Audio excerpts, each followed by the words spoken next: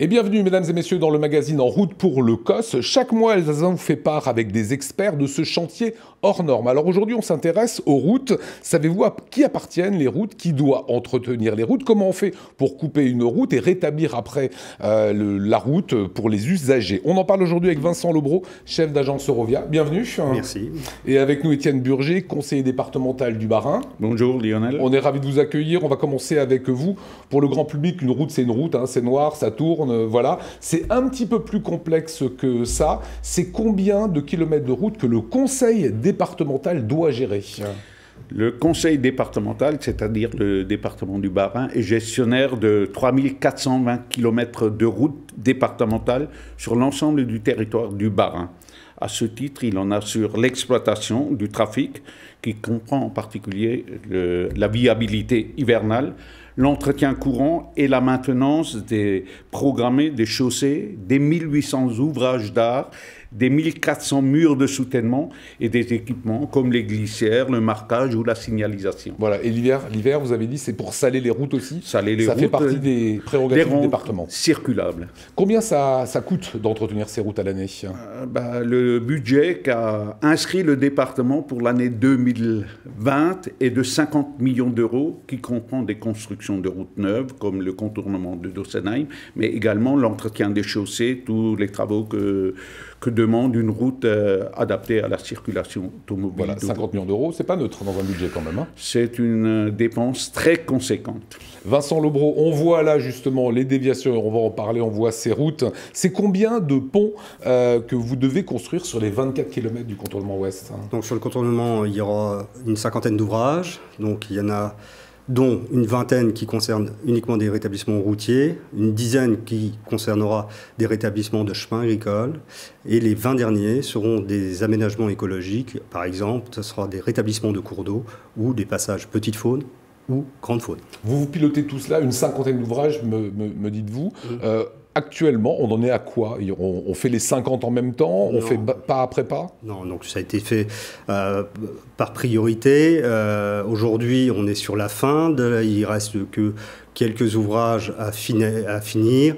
Donc on va attaquer maintenant les rétablissements routiers dans la partie définitive. Eh ben, c'est ce qu'on va voir. Alors pour construire le COS, Vincent Lobreau, vous le disiez, 24 routes ont dû être coupées. Comment on procède? Comment surtout on minimise l'impact pour les riverains, forcément? Exemple sur la RD 31 entre Pfettisheim et Pfulgrisheim. Regardez. Sur chacun des ponts qui franchit la future autoroute, le challenge est le même. Couper ces départementales le moins longtemps possible. La parade, c'est de créer de petites déviations pour contourner chacun des chantiers.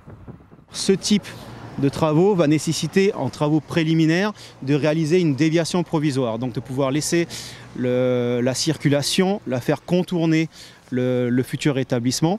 Donc il y a, en travaux préliminaires, un véritable chantier de 500 mètres linéaires de voirie à créer pour pouvoir dévoyer la circulation.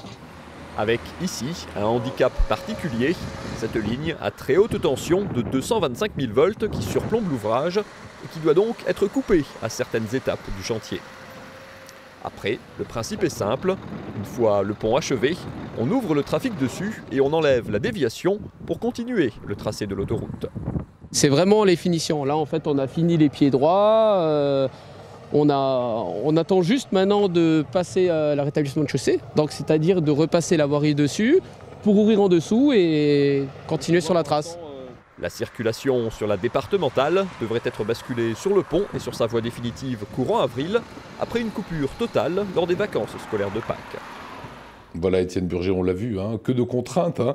Il faut temporairement couper la circulation, la remettre après en voirie. Vous avez votre mot à dire, vous, sur le calendrier, parce que c'est compliqué à gérer. Hein. Avant toute chose, il faut préciser que conformément à la loi et au terme du contrat de concession du COS, la propriété de la totalité des routes rétablies reviendra in fine au département.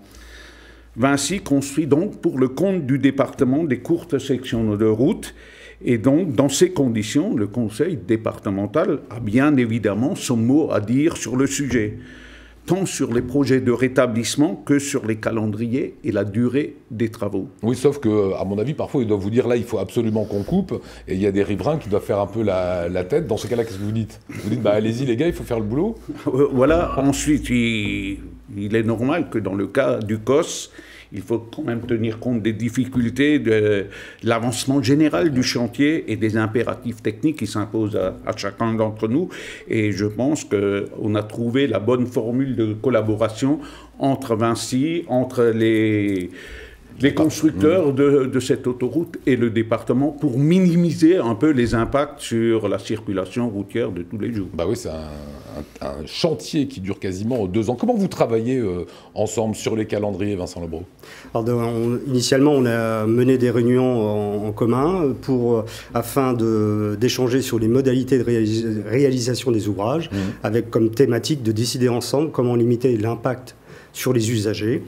Par exemple, il a été décidé initialement de construire les ouvrages en parallèle des anciennes routes et de telle sorte qu'il y ait des perturbations au niveau des usagers que lors du raccordement de l'ancienne route sur la nouvelle. Voilà, et c'est ce qu'on va voir justement avec un chantier qui est terminé. C'est entre Oberhausbergen et Stutzheim. C'est un pont qui franchit, vous allez le voir, le chantier de l'autoroute, et c'était plutôt intelligent. Ils en ont profité pour anticiper la mobilité future avec une piste cyclable et une ligne de bus intégrée. Regardez.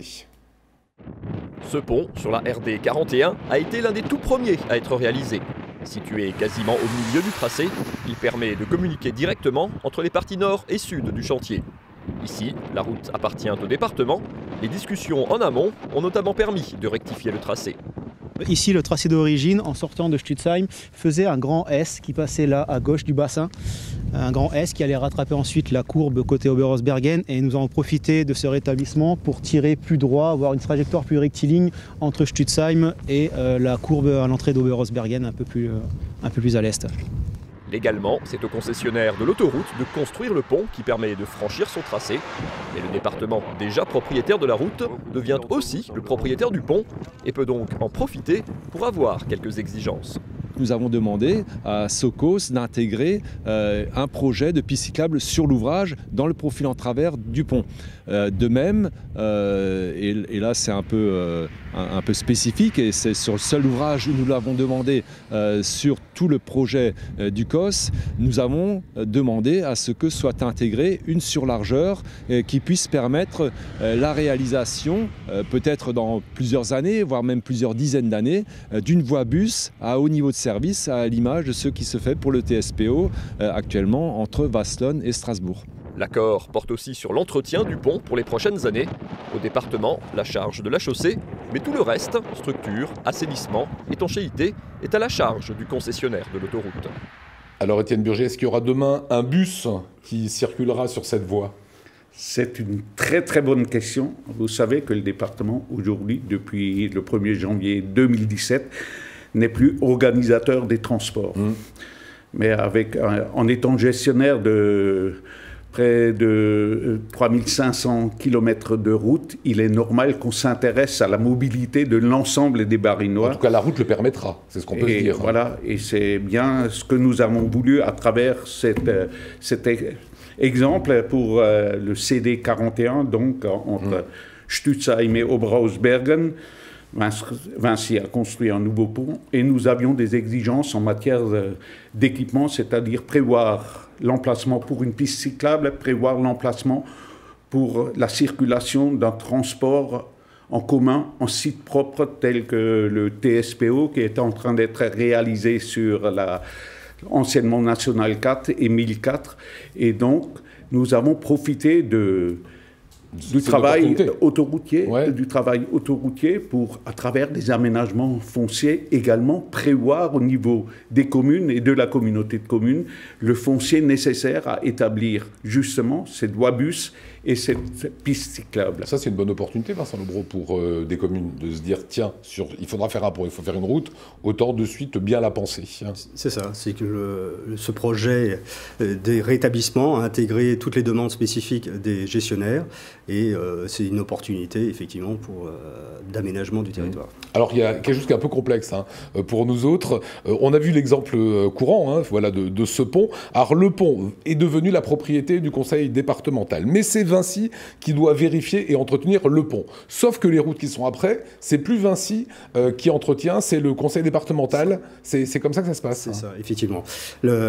Tout le rétablissement, les travaux, la prise en charge financière des travaux de rétablissement est assumée par Vinci, effectivement, et ainsi, en intégrant bien sûr les demandes du conseil départemental ou de l'AMS, l'entretien par la suite, l'entretien superficiel sera pris en charge par le gestionnaire, mais par contre, effectivement, l'entretien de l'ouvrage d'art, du pont, restera à la charge de... Juste le pont. Juste le pont. Et les rambardes? Les rambardes resteront à la charge du conseil départemental, voilà, ou de l'EMS. Je voulais qu'on fasse ce petit peu parce que c'est très particulier. Autre chose que j'ai découvert, il y a les routes nationales, routes départementales, et il y a les RM maintenant, qui sont les routes métropolitaines. Là, encore une fois, c'est le législateur qui a donné compétence aux métropoles de la voirie, qui anciennement était une voirie départementale. Mais qui va entretenir les RM, les routes métropolitaines? L'Eurométropole. C'est l'Eurométropole. C'est l'Eurométropole, avec une aide financière du département qui est quand même relativement conséquent, qui est de 3 millions d'euros par an. D'accord. Et donc, c'est 233 km de routes départementales qui ont été transférées à l'Eurométropole depuis le 1er janvier 2017. Et nous avons un cas bien particulier où le COS est en plein sur la limite Eurométropole département, c'est-à-dire la RD qui va de Ittenheim à Braunschweig. Comment on fait? C'est un intervenant en plus, en fait, dans ce cas-là, pour vous? C'est qu'il y a et le département et la métropole. Mais pour nous, c'est une chance. Nous avons la chance de travailler en partenariat avec ces deux gestionnaires, en particulier avec les équipes d'Étienne Burger. Et effectivement, cette étroite collaboration entre ces deux gestionnaires nous permet une mise au point plus facile sur les plannings. Une petite question, Étienne Burger, en tant que conseiller départemental, forcément, vous connaissez un petit peu toutes les communes, etc. Il se murmure que certains maires poussent actuellement, à quelques jours des élections, pour qu'il n'y ait pas trop de coupures de route. Vrai ou faux? C'est une vérité, mais je pense que, de manière générale, une période électorale est toujours plus sensible, et les élus locaux, autant que faire se peut, veulent limiter les motifs de perturbation que j'appellerais extérieurs et les polémiques souvent stériles sur le sujet. Au moins vous êtes franc d'avoir répondu à ça, donc ça veut dire que ça freine un petit peu, mais après le 22 mars, ça repartira. Je voudrais qu'on termine avec vous ces deux routes qui vont faire l'objet de fermeture très prochainement. Alors regardez ces photos, c'est la RD 622 qui nous concerne. La route change de place. Alors ça c'est intéressant, Vincent Lebros, c'est que on déplace la route, donc ça veut dire quoi? On en fabrique une autre à côté, le temps de...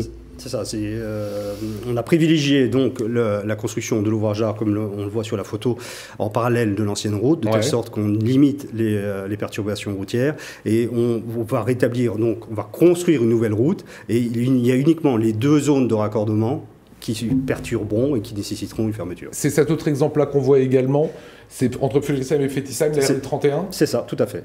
Alors, ça veut dire qu'on crée une route, donc on met de l'enrobé, j'appelle ça moi bitume, mais évidemment, le terme technique, c'est de l'enrobé, le temps de pouvoir terminer l'ouvrage, et après, l'enrobé, on les réenlève. Alors ça, effectivement, alors, dans les cas où il y a des déviations, on a fait sur la RD 31, il y a une déviation qui a été mise en place de telle sorte que l'ouvrage d'art soit construit sans gêne.